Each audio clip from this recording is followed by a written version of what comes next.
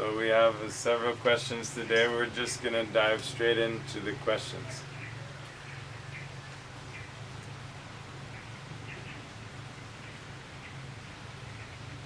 Is love meant to be easy, or is it worth fighting for?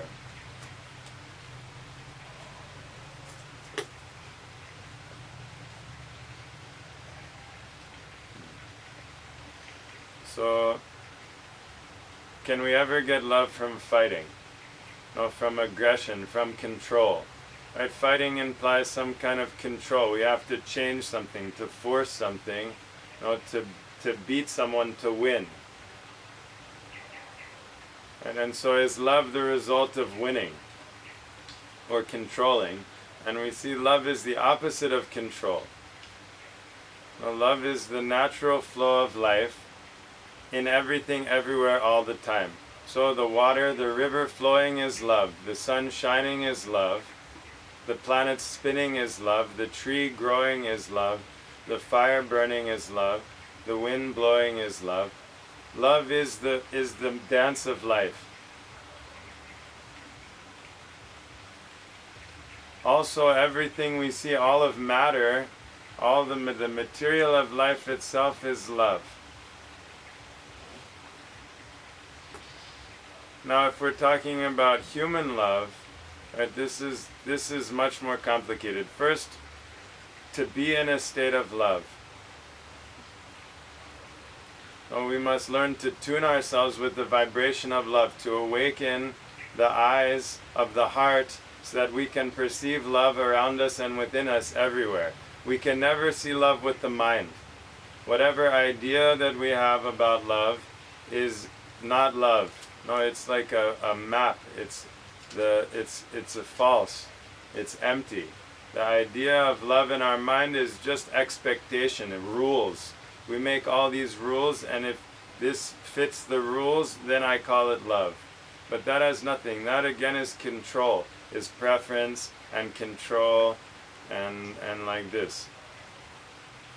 So to experience love, to be love, really, we can never have love. This again is control, this having, no wanting, all of this.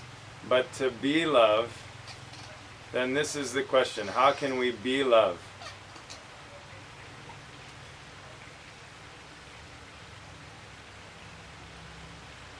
Oh, and the same like the sun is shining, to come into this state of presence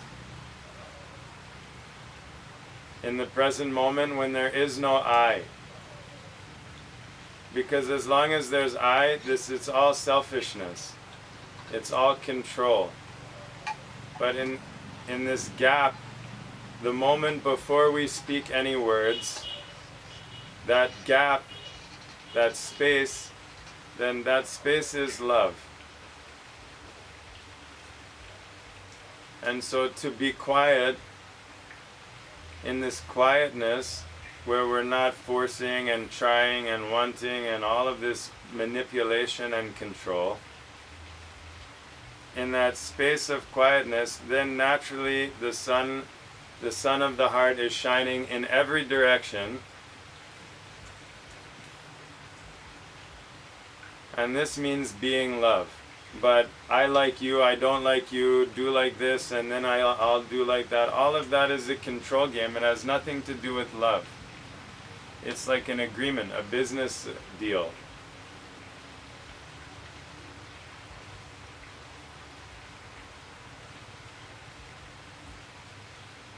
So love is the natural flow of life, moment to moment, in the microcosm and macrocosm. But it's not an individual possession, like this, my love, your love, his love, their love. That love is false love, is the shadow. It's here today and gone tomorrow. In a split second, that love disappears because, oh, you said something mean to me, so now I hate you. Right? The love that can turn to hate like that was never love in the first place. It's just revealing its nature as this false shadow. So the love of the mind that will never fulfill us. Like a dictionary, something. Well, the word love in the dictionary, is impotent. Right? What we need is to be love. To know love means to be loved, where there's no separation. There's no I. As long as there's I, this subject, or you, the object, then the love is conditional love. It's false love. Cheap love, like plastic flowers. It's like plastic love. But when we drown in the present moment, in the infinite unknown that is life, this infinite mystery of life, when we drown in that, then there's only love. And so we have to tune ourselves with this state of love, with being love, with being meditation. And then our life becomes infused with that.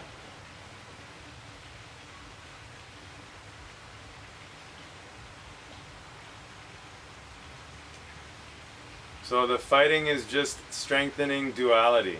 It's strengthening the condition, the expectation, the control.